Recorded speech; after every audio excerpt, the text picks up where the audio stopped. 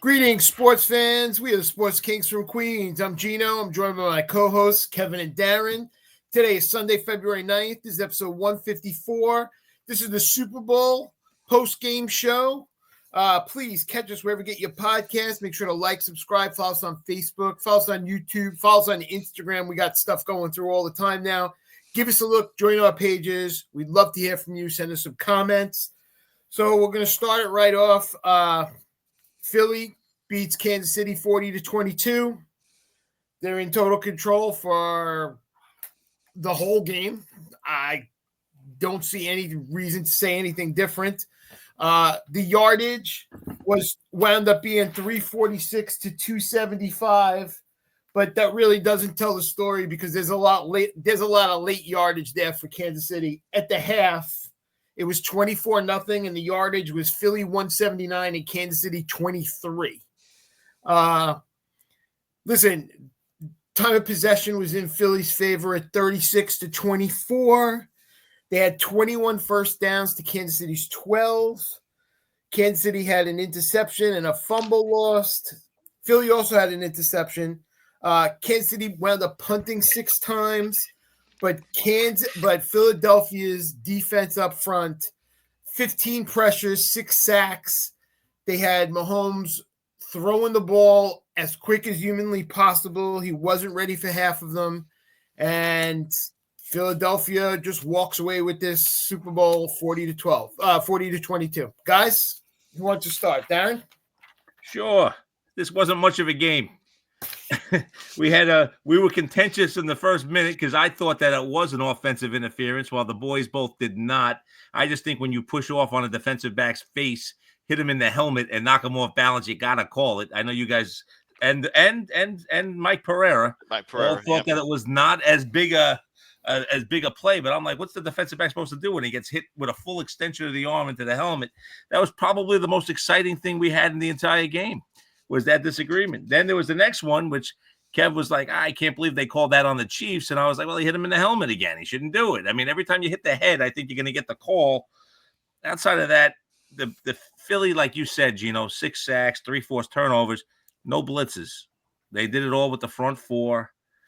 The Chiefs and Carter, outside of getting one holding call, was a non-factor. It was not Jalen Carter, who I called Jalen Watson twice in last week's show because apparently I was thinking about the Chiefs cornerback. So great job by me. I'm listening to it back and I'm like, it's Jalen Carter, genius. Why do I keep saying Jalen Watson? Did it twice last week.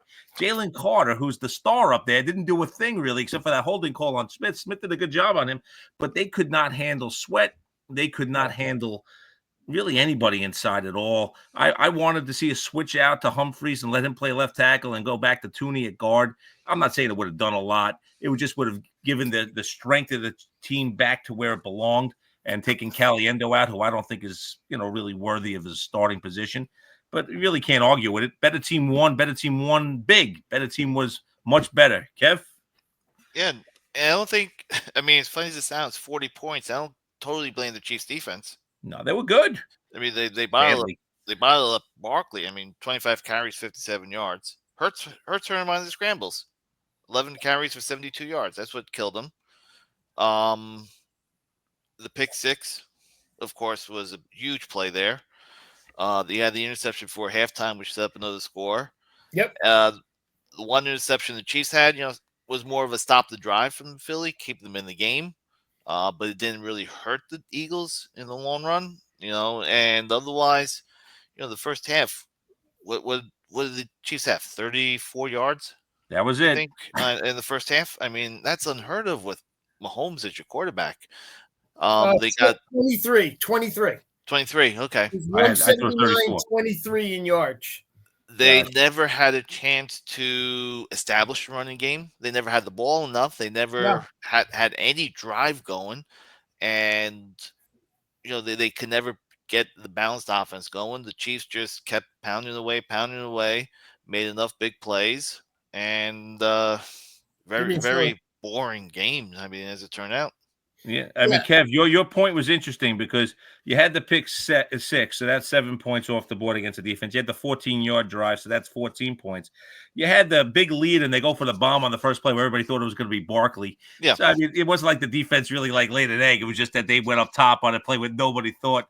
That's 21 of your points. I mean, it's not like the Chief defense really laid down too much. They did give up a few scrambles, mostly in the second half, to be honest with you. But and then they had the 4-play 6-yard drive for the field goal that gave Gino and I some money, which made this night worth something. Outside of that, and then the Chiefs scored the 2 meaningless touchdowns at the end of the game, which helped you guys make money, which helped us make that useless money.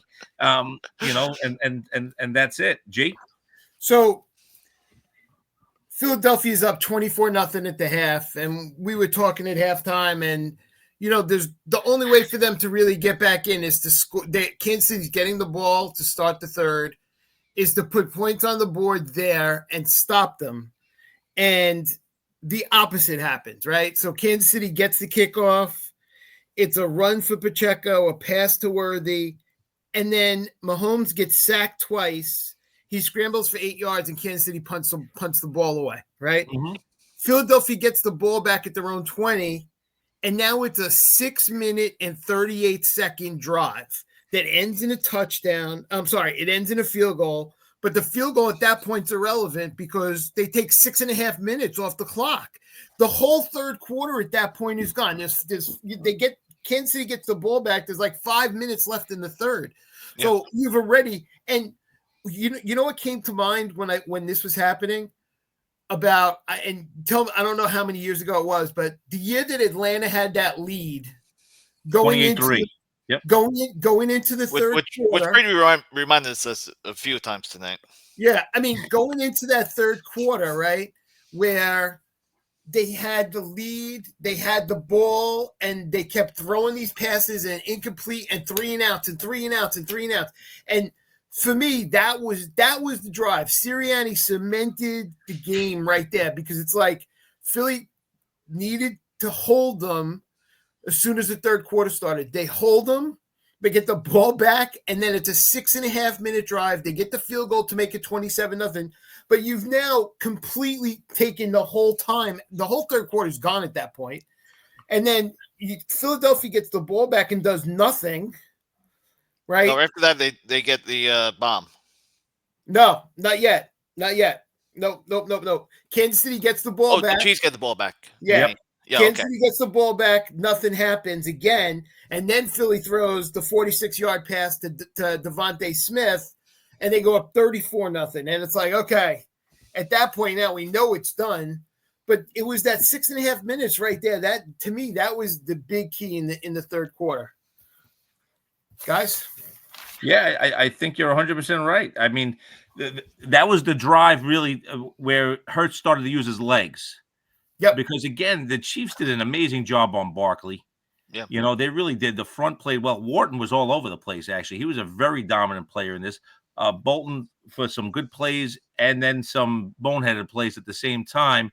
Also help Chris Jones is always going to be Chris Jones, but Philly was able to utilize Hurts's legs, and also, to be honest with you, AJ Brown beat McDuffie on a regular basis. I mean, it was only 3 catches, but there were 3 big ones, and then there was the one you took away, which would have been the 4th. So, and again, I agreed with the call. You guys didn't, but either way, Brown did a good job against McDuffie, tonight, and that's what happened. G. And Darren, just to add on to what you were just saying, during that 6.5-minute drive, Hurts had a scramble for 16 yards, and then 3 or 4 plays later, he runs for 14. So he had 30 yards in that drive. So you're 100% run. You're 100% accurate with that. Then Barkley catches that 22-yard pass that gets him inside the 5, and that's basically it. I mean, a couple of plays later, it's a field goal, and that's it. So, yeah, even like the garbage touchdown they were trying to get Barkley, he couldn't get in. And I'm not trying to kill Barkley. They were just keying on him. But Hurts played very well. He was accurate. I mean, listen, the 2 times the Chiefs notably had pressure on him in the first half, he threw the bad pick to Cook. He underthrew it. and he had another bad incompletion where he short hopped it on and out. So it was just that the Philly offensive line was able to keep the Chiefs at bay. They just were not able to get the pressure, Kev. They weren't able to be consistent enough with that. I think they were just completely focused on the run and couldn't do it. Yeah, between stopping Barkley, they did. I mean, yeah, they made a couple of catches, but they did a pretty good job on the pass defense as well. I thought for the most part. There's only so many things you can take away. They were willing to give up the runs to Hurts, and Philly was able to take advantage of it. Hurts did a great job of knowing when to run, and that to me was a big difference. Kev, I agree. I completely and the Chiefs were able to get no consistent contain him type of pressure, unlike the way the Eagles were able to do it to Mahomes of getting the pressure with 4, staying in your lanes, keeping Mahomes there where Mahomes wasn't getting out and doing a lot of, off script type of throws and plays or anything like that. I thought they did a good job of keeping Mahomes there where they could get the sacks. They couldn't do that against. They couldn't do that against Hurts. You're right. And I saw it a lot. I'm sorry, Dave. I saw it a lot. Every time Mahomes stepped up, he was stepping up right through the middle of traffic. He wasn't going to the sides. He had to step up right through the center of the middle. And when you do that, you're limiting how much room you got to work with at that point. Darren, I'm sorry. No, I'm just saying the fact was the Chiefs couldn't get any first downs in that first half. The defense was gassed. Yeah. So as good as the defense played, had they had the offense even contribute a little bit, they would have been that much better, to be honest with you. I mean, they could not get a first down. They could not convert third and short. The whole first half, they couldn't convert a third and short. Even to start the third quarter, they couldn't do it. 6 sacks, and it was, and the second interception, Tooney kind of hit Mahomes as he's throwing it. The first interception, Mahomes Dejan just made a great play on it. Yeah. But even still with that, that second one, you don't expect Mahomes to do that. And then in just Mahomes' way, by the way, he still finds a way to scramble and make a couple of magical plays, and the flip play on the run. He still finds a way to do a couple of things where you're like, all right, this guy is not completely useless in this game. He finds a way, but he's had 2 horrible Super Bowls. I mean, if you look at it, and both because he had no time against Tampa Bay and against Philly tonight. And he didn't have the tackle play, and it was pretty obvious. And to be honest, the tackle play was, I guess, a byproduct in the fact that he would force him up, but the guards couldn't maintain, particularly Caliendo. And I'm not trying to kill him; he's not supposed to be a starter on this team. But the Chiefs neglected tackle position, and I think it came back to bite him in the butt this time. And congrats to Philly. I mean, listen, they did everything right. They. Sirianni, 2 Super Bowls in 4 years. We could sit there and talk about Andy Reid all we want, and we could talk about Belichick. None of them went to 2 Super Bowls in their first 4 years to being head coach.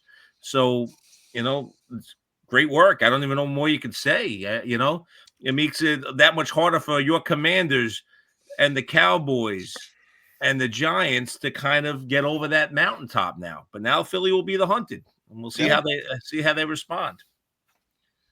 And I didn't see it, but I'm assuming Jalen Hurts won MVP, right? He did. Okay. There's nobody else. I didn't see that. Unless you're going to give it to the Philly defense as a whole. You give it to the entire D-line, right, Kev? Yeah. I agree. I mean, if you got to pick one guy. I didn't see it, that's all. I mean, if you had to pick one guy, it would have been Sweat with 2.5 sacks, but the whole defensive line played great. Yeah, I mean, that one hit, I'm blanking on who got him when he went for the bomb and he got leveled. He got hit in the head after he fumbled the ball. Yeah. I mean, they missed it and stuff like that with the hit to the helmet. But, that happens. He's throwing. The guy's coming full speed. You don't want to see that penalty called after a turnover anyway. So you're kind of glad it wasn't. But he got crushed on that play. Oh, like you don't see Mahomes get crushed. No, and this came down to the trenches. We talked about it during the week. And the team that won in the trenches on both sides was Philly. Yeah. Yeah. As far as our Super Bowl bets that we gave out, only one of those bets hit. Darren hit one of those bets. It was Hopkins. It was the Hopkins touchdown. 10 to win 60. So actually, Darren actually got his 50 back and made $10. I also bet Hopkins to catch a touchdown. I also bet him to eclipse 15 yards, which he did have 18. Would have had a lot more, but he dropped the pass in that first half. That would have been a wide open play that would have given them probably points at the end of the first half, by the way. But he kind of like stumbled when he was wide open. It was like the only play that the Chiefs had the entire first half, and he fell. But nonetheless, I did cash a little bit today, but not in my major pick, as I had the under in the Chiefs, which did not happen. And apparently, Jalen Hurts is the first starting quarterback to win the Super Bowl rematch against a quarterback he previously lost to in the Super Bowl. And there you go. There you go. And the new stats keep coming. Guys, I guess we just have to say it's been a fun NFL season. Not really as a Jet fan, but as a Washington Commander fan, you enjoyed it. We had some pretty good football and some pretty memorable playoff games. The Super Bowl was a dud. The halftime show, not my speed. They're not targeting me clearly, and that's what it comes down to. That's fine. I thought the national anthem was done pretty well. Yeah, I thought you did a good job, John Baptiste. I did like the rendition. I did like the rendition of "God Bless America." I thought that was a great rendition. Yep. Little yellow Gatorade, so it was not purple, so it was yellow Gatorade, right? The green yellow. Correct. And I mean, overall, there was some Trump got a huge standing ovation. Taylor Swift got booed. I'm assuming that was just Eagle fans. I don't know. But I thought it was a nice moment, actually. Chris Jones went out of his way to try to introduce himself to the president when he was before the game started. He walked around and he was trying, and Trump wasn't looking at him. And then Trump started walking away from him, and somebody tapped him on the shoulder saying, pointed to Jones, and he went right over there and shook hands. And Trump was there basically to talk to the families of the 14 victims. So, which I thought was a really nice salute as well, by the way. I thought they did a really nice job on that. Yep. Again, football, that's it, man. We're not going to be talking football till the draft, guys. Obviously, unless something major happens with signings. Looks like Aaron Rodgers won't be back. That's what I'm reading today. We'll find out more about that as we go forward. Washington will get a new player that gets them a little bit closer to playing against Philly next year. And we'll see what happens, guys. I will hold my hand up that I hope it's T. Higgins, but I hope you get him, pal. I hope you get him. Nice weapon there. We will wait and see. So, and we're going to find out if the Chiefs are going to be able to get back for a fourth straight year, or if Buffalo, Baltimore, Cincinnati, or any of the other comers are going to be able to knock them off. We're going to find out. But fun football season, guys. Well, this run with Mahomes, he has 3 in 6 years now, 5 years. In 7 years, they've gone to 5 Super Bowls. He's 3-2. His only 2 losses were in the AFC Championship game, both in overtime. Okay. So you really can't argue with his success, but at the same time, he's also given us 2 duds. Yeah. And for the Chiefs, it's going to be making sure they fortify that offensive line, obviously. No doubt. Running back they do by committee. I don't think there's any issue there. Worthy, I think, is showing that he can be a real big part of this passing attack. And remember, Rashee Rice comes back. Rice comes back, so which is good. So they're going to have that, and we'll see if Kelsey comes back. He'll be a question mark when he's going to get engaged and when he's going to come back. These will be the things that'll be talked about all over the place. If Taylor wants him to retire or not, or pretty much. Darren, which of the veteran wide receivers are back between Hopkins and Marquise Brown and Juju Smith-Schuster? Which guys of those that'll be the? I believe Brown will be the only one that'll definitively be back. I think Rice takes away a spot, and I think they'll try to get a little bit younger and a little bit faster again with the other spots. Yep. Again, with the way that Philly plays that zone, I thought the tight ends would be more a factor tonight, and they were not. Looked like, Kelsey had a drop early in the second one. It's tough to call the second one a drop because it kind of was a low pass. Got his hands on it, but he couldn't pull it in. Is he just getting a little bit slower, or is he going to come back with a vengeance next year? We don't know. Yeah. I mean, we saw 3 playoff games. The first one he did real well, but that was off a 2-week layoff because they didn't play week 18 either. Mm-hmm. None of the starters. And the other 2 games, he was a non-factor in both. Yeah. He's not getting the release. He's probably lost a step, and you can't really blame him as he gets older in a league where the guys get younger. It happens. Yeah. No, and the defense, I think, for the most part, for the Chiefs will be back and pretty well in tow. Philly, is only going to get stronger, I think, on the defensive side of the ball as those two freshmen, I was going to call them, rookie cornerbacks get stronger. And, so Philly's defense will be fortified. And, Philly's got to be thinking that they are as good as anybody for a repeat as well. So it's going to be an interesting season. It's going to be an interesting offseason anyway. They did a great job even without Nakobe Dean tonight. Yeah. And Huff hurt most of the year, non-factor also, the guy that they brought in to be the pass rusher. Yeah. That was pretty much it. I don't think there's much to say except congratulations, Philly. Fly, Eagles, fly. I will never root for your team, but you deserve to win it. Couldn't agree more. Anything else before we wrap up, boys? No, that's it. NFL. All right. We are the Sports Kings from Queens. I'm Darren here with Kevin and Gino. Talk about the wonderful, wild, and wacky world of sports. A wacky world where we get a better national anthem than actual Super Bowl game. Please download the podcast anywhere you can get a podcast, whether it be an Apple product, Spotify, TuneIn, whatever you like. Also, feel free to share our show. Feel free to join us on social media. We're on, Facebook. We're on Instagram. Join us. Tell us what you like. Tell us what you don't like. And without any further ado, may your sports be with you.